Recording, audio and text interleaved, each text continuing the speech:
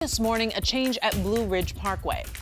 So an 8-mile section of the parkway near Asheville is temporarily closed. It's because people have been trying to hold the black bears in the area. Now, citing officials, Asheville Citizen Times says there were multiple reports of visitors trying to interact with a young bear at the Lane Pinnacle Overlook. That's about 12 miles northeast of downtown Asheville. Now, the park made this announcement yesterday. More details we're hearing from the superintendent of the park this morning as well. In a statement, Tracy Smartout says the closure is to protect both the people and the animals. Now, it is fall, so this time of year, the bears are getting ready for hibernation. As they're looking to put on some more weight, she says they're spending up to 20 hours a day searching for food. It means bears will take advantage of humans giving out trash and food when presented with the opportunity. And this all sets up a dangerous situation for both sides. Now, the scenic route closure starts from milepost 367.6. Now, that's near the Craigie Gardens picnic area. The closure runs up to milepost 375.6, and that's at Ox Creek Road. Park visitors can access Craigie Gardens recreational area using NC 80 from the north instead. Guys? Kids get their costumes ready for Halloween night. Police have a warning for parents. There could be a dangerous trick in your kid's bag of treats. Authorities say some candies could be laced with drugs. Some of them are THC gummies and other treats made to look like popular snacks like Cheetos and Lifesavers. Last year, officials in North Carolina took more than $223,000 worth of fake candies and snacks. So, of course, you still want your child to be able to enjoy the evening without worrying about every danger. So we took a closer look at how to find the balance. Wake Up Charlotte's Megan Bragg helps in today's Verify. You may have seen these warnings pop up in your social media asking parents to be on the lookout for drugs that look like Halloween candy. But is this common, and what do you need to look out for? Let's get the facts. Our source is Officer Tim Aycock, the Matthews Police Department's Public Information Officer, Living Children's Hospital pediatrician Dr. Stephen Renfro, and the Food and Drug Administration. Matthews Police Officer Tim Aycock and Dr. Renfro say drugs disguised as Halloween candy are actually very rare. Fortunately, we didn't have anything like that. We're always on the lookout for that, though. I have never personally, as a pediatrician, seen a case, an incident like that where a child was made sick by something, put into candy as far as drugs or some sort of, poisonous or toxic substance. However, it's not something to dismiss entirely. Officer Aycock says you should still be on the lookout for anything suspicious in your kid's Halloween basket. Go through the bag with them and show them the things to look for and what seems to be safe and what's not.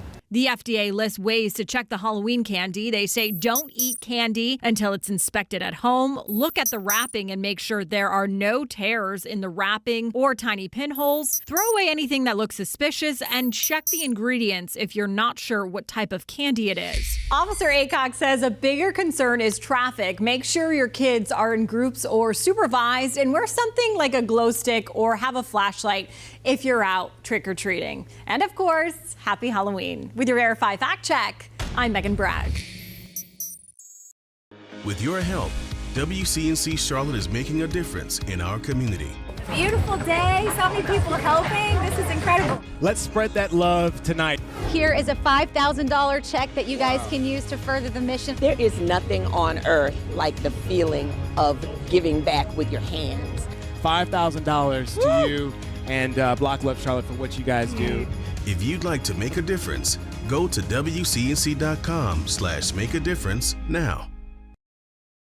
With the cost of new and used cars reaching record highs, studies are showing that people are holding on to their vehicles for longer before trading them in. Yeah, no one wants to take on the car payment. I understand it. Right. Jane Monreal is here with what we need to know about that car warranty, so we're not left asking, where's the money? Yeah, you guys, a new report from Consumer Affairs says that people are not wanting to spend more on new cars, and this means they're holding on to their vehicles longer. So what does that mean? A study from research firm iSeeCars.com says that on average, people are keeping their vehicles between 14 and 35% longer. Sounds great, but experts warn the longer you drive your cars, the more it's going to cost to keep it on the road. So that's why it's so important right now to look at the extended warranty. And with that, it takes about 7 3 to 7 years to know that you're going to get a warranty. Know what you want and what you're going to get before you make that purchase. A lot of them cover the replacement parts and some normal repairs. But again, if you do want an extended warranty after it expires, that might cost you some extra money. That's what I'm talking about. Consumer Affairs says that owners can expect to pay on average anywhere from $2,000 to $5,000 for that extended warranty. Some of you might ask if that is worth it. In the past, people would buy coverage for peace of mind, but today with the high cost of vehicle repairs, they could prevent the owner from going deeper into debt. You guys, I'm beyond this point now. Actually, I was just telling you, my car is dead in the garage sitting there. I should have bought the extended warranty way long ago, and now I don't know what to do with a dead car. Well, it's hard to know, too. Obviously, we're always trying to think and plan for the future, but especially with the pandemic, right? First, you were trying to look for cars. They weren't there, and then they were used for pieces and things like that. So I think that's all shifted as well. So, man, what a market it is nowadays. Well, sure is. And the figures you showed us, I mean, you're going to be spending money no matter which avenue you go. Yeah, that's true, whether extended or where you pay for the repairs for yourself. I bought a new car before, and it stopped literally right outside the lot. So never know. Just never know. Jane, thanks so much. All right, guys. And don't forget, WCNC Charlotte is committed to sharing ways you can save money. You can find our other money-saving ideas by downloading the WCNC Charlotte app and just head over to the money section. Well, this school year has been one filled with change, much of it not stemming from inside the classroom, but instead handed down from state lawmakers. North Carolina schools have seen a wave of new legislation impacting the classroom. It ranges from what kind of books teachers are allowed to have to what kind of conversations they can have with students. WCNC Charlotte's Shamaria Morrison joining us now after speaking to students and the superintendent about how these new laws are impacting education. Shay, what laws did you talk to them about?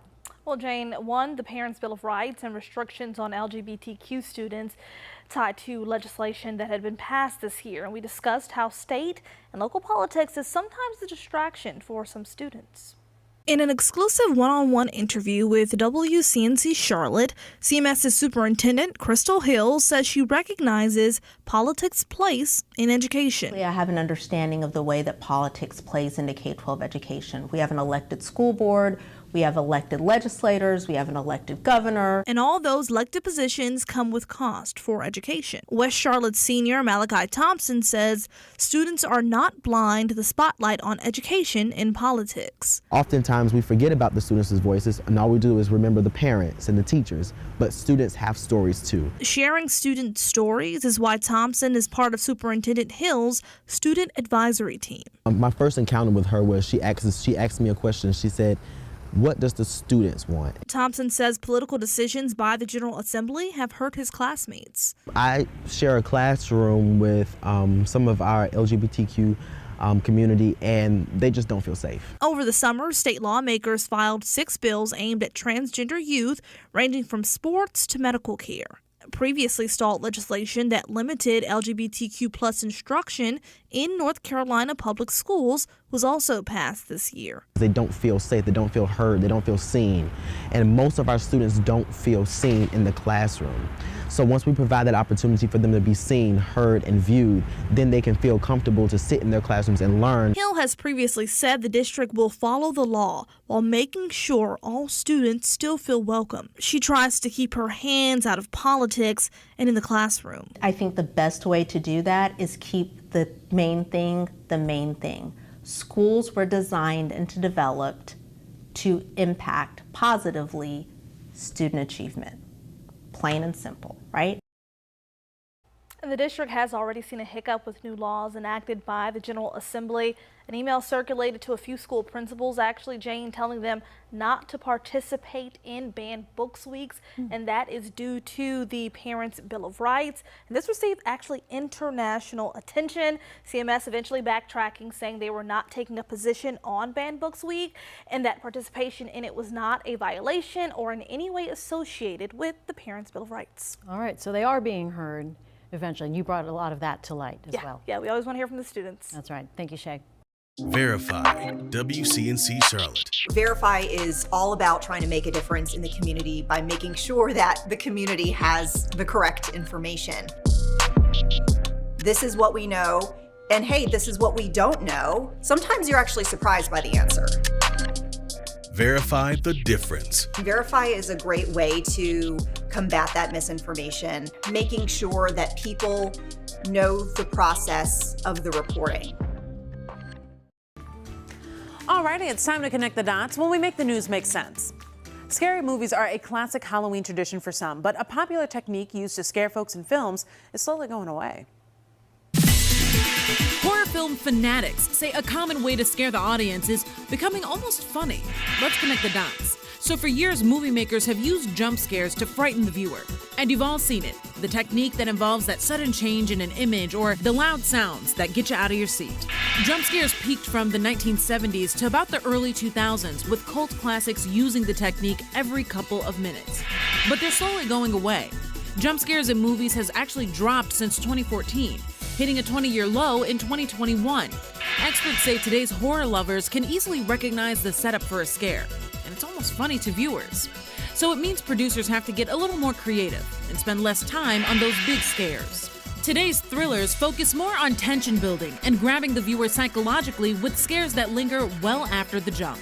And that's connecting the dots. Right now, though, let's talk about a big issue. In Mecklenburg County, on any given night, as many as 3,000 people don't have a place to sleep. And this is a crisis prompting local nonprofit, the Lotus Campaign, to seek solutions. That's right. WCNC Charlotte's Lexi Wilson joining us live now. And Lex, how exactly does this nonprofit help?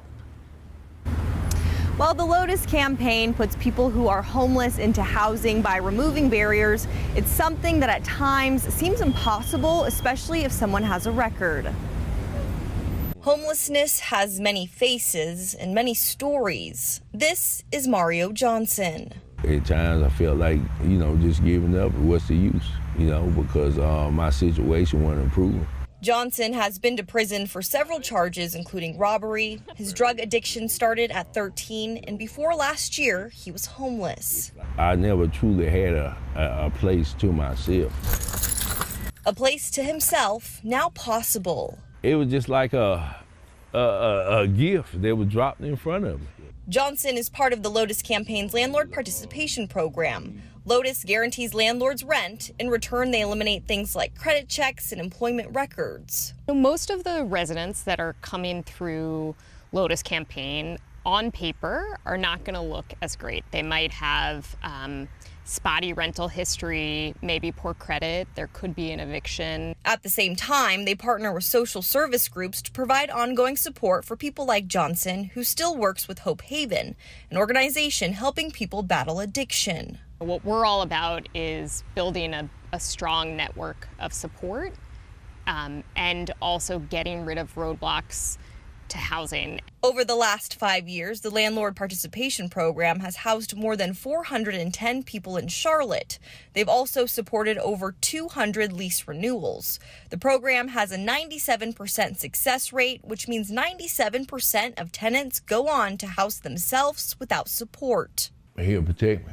Johnson just re-signed his lease for another year in East Charlotte. Inside his home, a sign reads, "Don't quit." The Lord is my strength and my shield. He says he's grateful to be rebuilding his life with his family. Everybody deserves a second chance.